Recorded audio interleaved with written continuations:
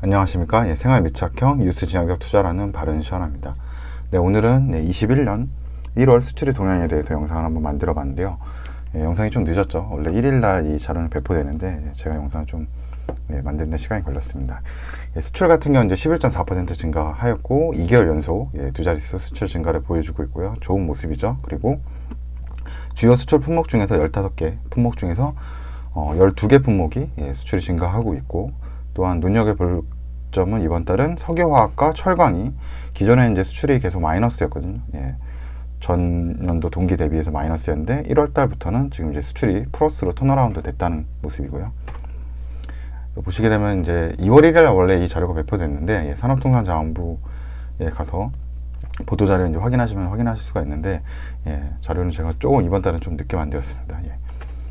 그래서 이제 보시게 되면은 작년도 이제 12월 12.6% 수출이 증가하였고 올해 1월도 11.4% 이렇게 증가해서 이제 2개월 연속 두 자릿수 증가를 했다는 거죠. 코로나19 사태 이후로 여기 세모 표시로 보면 이게 그 수출이 더 줄어들었다는 뜻이거든요. 그래서 코로나19 사태 이후로 뭐 4월달 같은 경우 이제 25.6%, 5월달 23.7%까지 줄어들고, 그러다가 이제 후반도 들어서 이제 뭐 9월달 들어서 이제 플러스 되고 그런 모습을 보이다가 이제 12월달 들어서 이제 두 자릿수 때까지 이제 수출 성장을 보여주는 거죠. 작년도 12월부터는. 그래서 지금도 굉장히 수출이 굉장히 좋다라고 이제 보시면 되고, 또 1월달 일평균 수출액은 역대 사상 이제 최고의 실적이라고 해요. 그러니까 1월달에 일평균 수출액이 21.3억이었는데 이 수치는 2위였던 해가 이제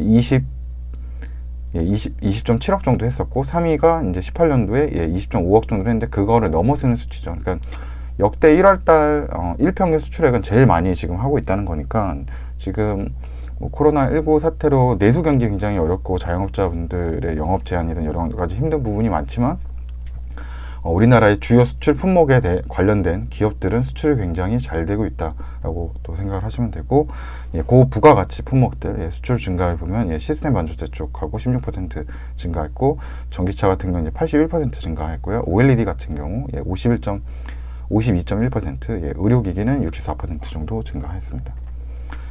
그래서 이제 눈여겨볼 게 15개 품목 중에 12개가 이제 증가한 거고, 최대 품목이라고 해요. 18년 10월 이후로 가장 많은 품목들이 계속 플러스를 하고 있는 거고, 이제 그 종목들을 한번 얘기해 드리면은 반도체, 자동차, 석유화학, 차 부품, 철강, 선박, 무선 통신기기, 그다음에 디스플레이, 가전, 컴퓨터, 바이오 헬스, 2차 전지 등이 해당이 됩니다.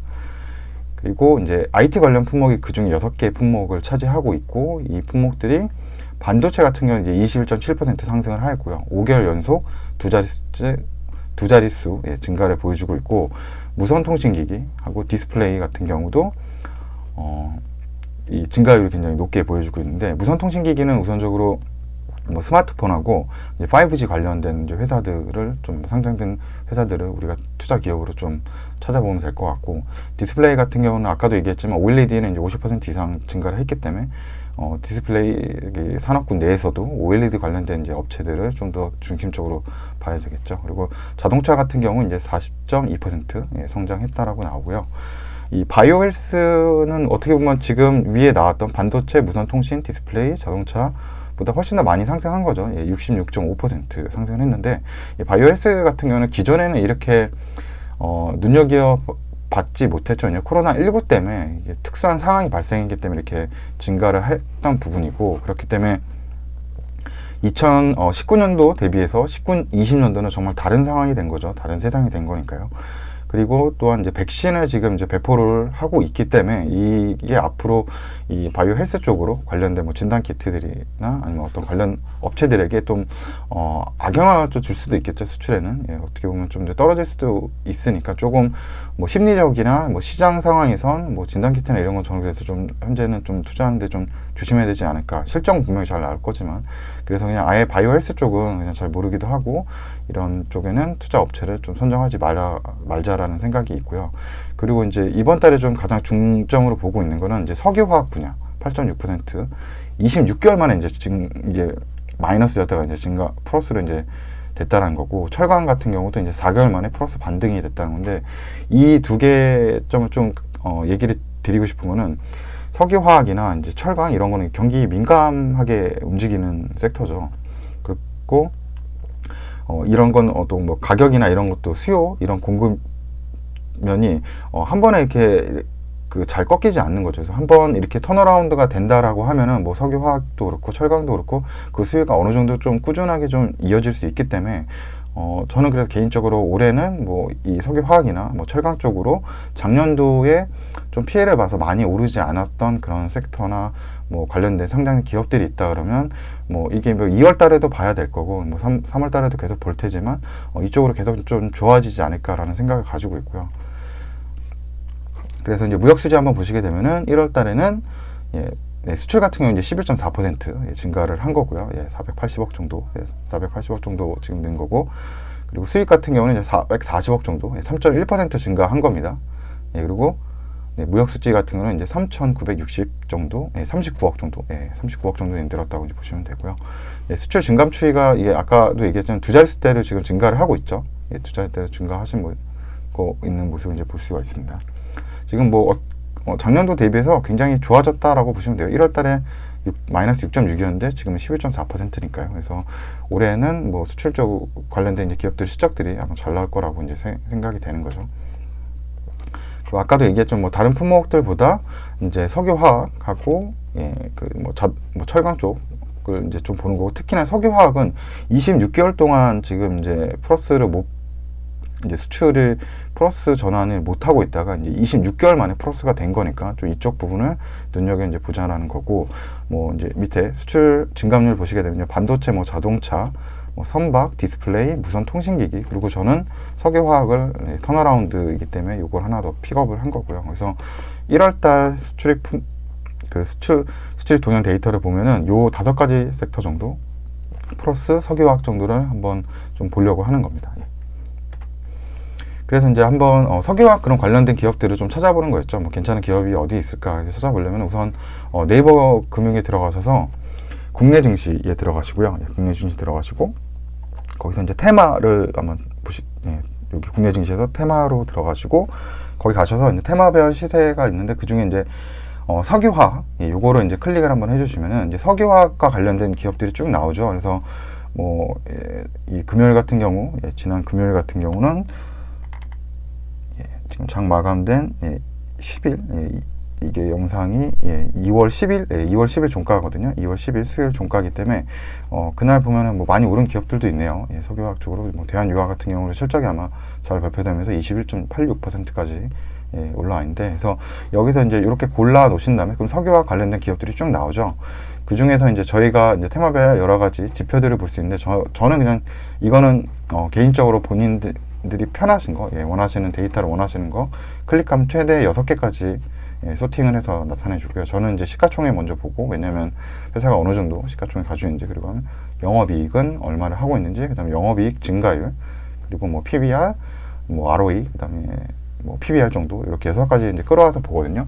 그래서 그렇게 해서 이제 6가지를 좀 끌어와서 보다 보니까 저는 이제 동성화학이라는 기업이 일단 이거 지표로는 뭐 보시게 되면은 뭐 이게 중요한 게인데 856억의 시가총액을 하고는 좀 작은 회사죠. 변동성이 좀 높을 거고, 영업이익이 253억을 했거든요. 굉장히 높은 거라서 뭐 이게 만약 지주회사가 아닌 이상은 왜 이렇게 많이 나오는지 모르겠는데 한번 뭐 회사를 한번 봐야 될 것 같고, 영업이익 증가율도 굉장히 증가를 많이 하고 있는 부분이거든요. 그리고 뭐 PER, ROE, 뭐 PBR도 뭐 보시면은 뭐 멀티플 같은 경우는 뭐 순이익으로 뭐 평가되지만 그래도 뭐 5 정도밖에 안 되고, ROE도 한 자기 자본 대비 10% 이상의 높은 수익률을 보여주고 있고, 순자산 대비해서 시가총액도 굉장히 낮은 부분. 그래서 이게 좀 좋게 보이는 거죠. 그래서 뭐 보통 이렇게 픽업을 해서 이제 기업을 이제 찾아보겠죠. 근데 하나 더 봐야 될 게, 여기가 이제 시가총액이 856억이죠. 그래서 아까 그 테마 네이버 이쪽 네이버 국내 증시 들어가서 테마에 이제 들어가서 이렇게 쭉 나오는 대로 소팅해서 보신다 그러면 이 시가총액은 현재를 반영하는데 중요한 건 영업이익인데, 이 영업이익이 아직 2020년도가 자료가 아직 안 나왔죠. 이제 4분기 거 해가지고 이제 사업보고서 나와야 돼서, 그래서 요 영업이익 같은 거 보시면은 작년도 거예요. 2019년도 거. 그래서 요거를 꼭 체크해야 돼요. 요거를 보시고 하면 안 되고, 현재 그래서 얼마 벌고 있는지를 다시 확인해야 되죠. 그래서 뭐 보시게 되면은 뭐 51억, 90억, 뭐 51억, 71억 그렇게 하면은 한 210억 정도, 그리고 뭐 53억 정도, 273억 정도 예상을 하는 거죠. 273억 정도 올해 예상된다라고 하는 거니까 영업이익은 좀 더 늘어난다라고 이제 볼 수 있는 거죠.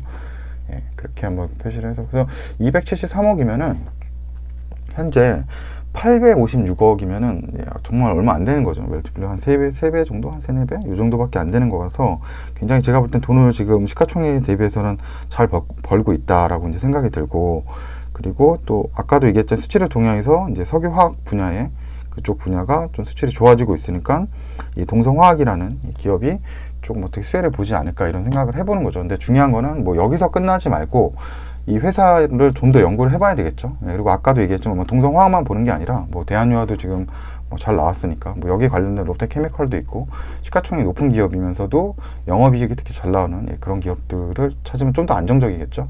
효성화학도 굉장히 좀 실적이 잘 나온 것 같고요. 그래서 그런 기업들을 한번 좀 찾아보는 거죠. 그래서 한번 그런 업체를 좀 찾아보고 관련된 뭐 리포트 같은 것도 좀 보시고, 그리고 뭐 회사의 뭐 기존에 사업을 어떤 사업을 하는지 뭐 뉴스 같은 것도 좀 찾아보시고 하면서 그래서 뭐 동성화합이나 아니면 뭐 효성화학이나 뭐 이런 회사들이 정말 수출도 많이 늘어날 거고 뭐 올해 좋아질 수밖에 없는 이유를 좀 찾게 된다. 그렇게 되면은 뭐 투자를 해볼 수 있는 거죠. 그런 식으로 해서만 투자를 해보는 것도 괜찮다라고 이제 생각을 해봅니다.